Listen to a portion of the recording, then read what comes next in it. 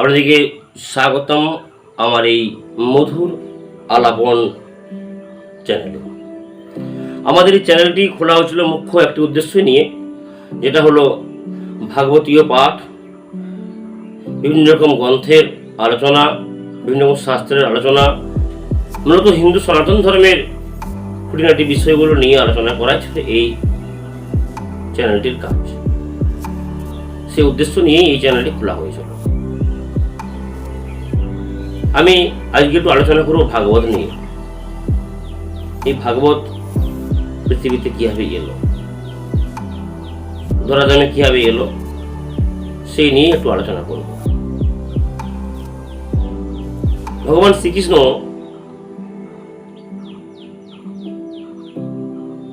ওনার সম্বন্ধে সম্পূর্ণভাবে এই গ্রন্থটিতে আলোচনা করা হয়েছে।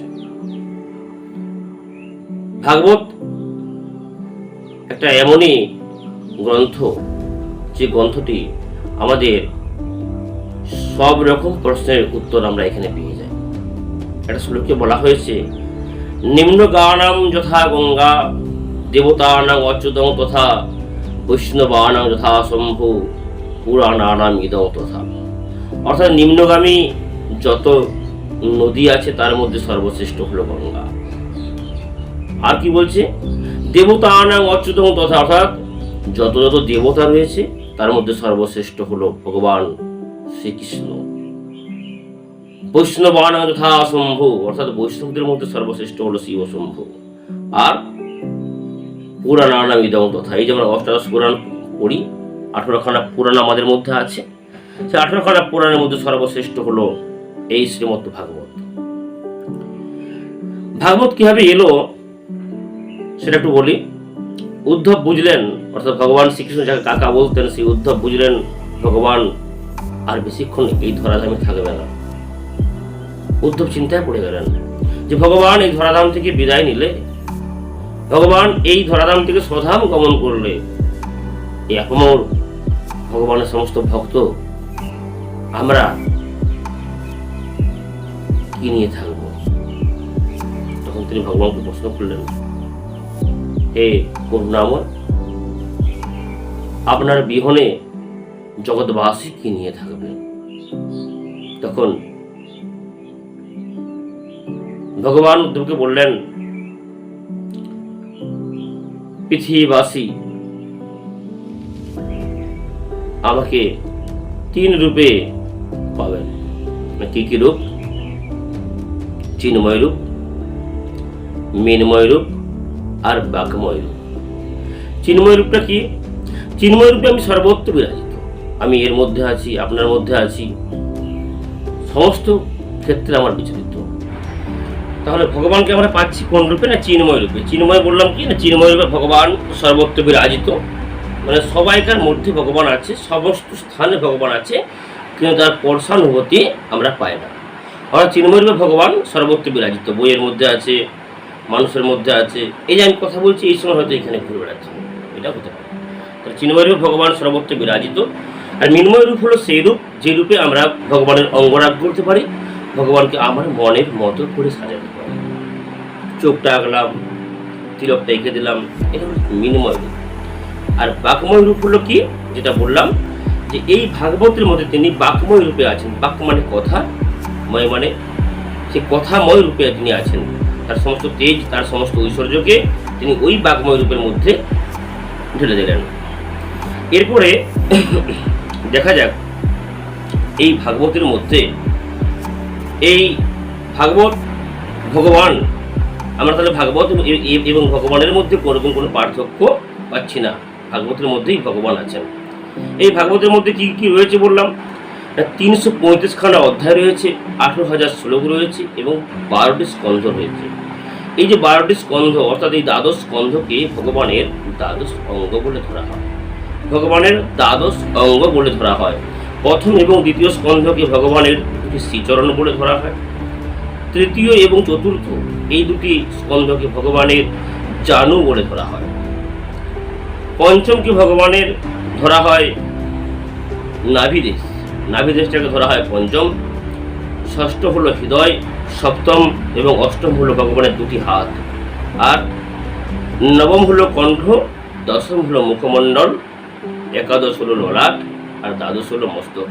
এই হলো ভগবানের দ্বাদশ অঙ্গ। তাহলে আমি বলে গেলাম যে এই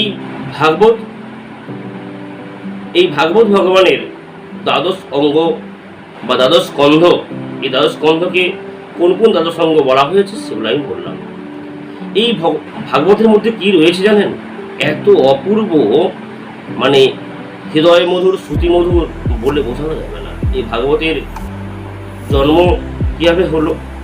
একটা সময় নারদমুনি দেখছেন যে আমাদের বেদব্যাস বা ব্যাসদেব যাই বলি, তো সেই ব্যাসদেবের মন বড় ভারাক্রান্ত, উনি বড় চিন্তায় রয়েছেন, উনি বড় ব্যাকুল। তো সে নারদ ব্যাসদেবকে জিজ্ঞেস করছেন যে ব্যাসদেব, আপনি তো চিন্তিত কেন? আপনার এত চিন্তার কারণ কি? তো জানেন নারদমুনি ঋষি, আমি তো অনেক কিছু লিখলাম, আমি মহাভারত লিখলাম, আমি বেদকে 4 ভাগে বিভক্ত করলাম, আমি 18খানা পুরাণ লিখলাম, কিন্তু জানেন আমি মনের মধ্যে শান্তি পাচ্ছি না। মনের মধ্যে যে মানসিক শান্তি প্রয়োজন হয়, শান্তিটা আমি পাচ্ছি না। মানসিক শান্তি আমার মধ্যে একটুকু নেই, যেন মনে হচ্ছে কি যেন অপূর্ণ রয়ে গেল, কি যেন লেখা বাকি রয়ে গেল। তখন সেই নারদ ঋষি ব্যাসদেবকে একটা উপদেশ দেবেন, তুমি তো অনেক কিছু লিখেছ, এক কাজ করো, আমরা সমগ্র শ্রীকৃষ্ণকে পাই না তোমার লেখনের মধ্যে, এমন একটা লেখো পুরাণ, যে পুরাণের মধ্যে আমরা সম্পূর্ণভাবে শ্রীকৃষ্ণকে পাবো। শ্রীকৃষ্ণের জন্ম থেকে আরম্ভ করে একদম স্বধাম গমন পর্যন্ত যে শাস্ত্রের মধ্যে আছে সেটা হলো শ্রীমদ্ ভাগবত মহাপুরাণ। তাই বলা হচ্ছে ভাগবতকে সর্বশ্রেষ্ঠ পুরাণের মধ্যে ফেলা হয়েছে। নিম্ন গানাম যথা গঙ্গা, দেবতানাং অচ্যুতং তথা, বৈষ্ণবানাং যথা শম্ভু, পুরাণানাম ইদং তথা।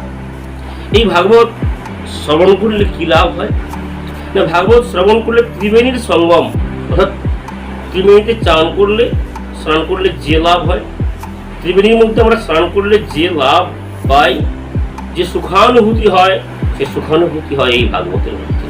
এই ভাগবত হলো এই ত্রিবেণীর সঙ্গম। কি কি ভাগবত? ভয় ভক্তি, বৈরাগ্য। ভাগবত হলো এই ত্রিবেণীর সঙ্গম। ভাগবত হলো ভয় ভক্তি, গয়ে জ্ঞান, বয়ে বৈরাগ্য, আর তয়ে রত। কি বললাম? ভয়ে ভক্তি।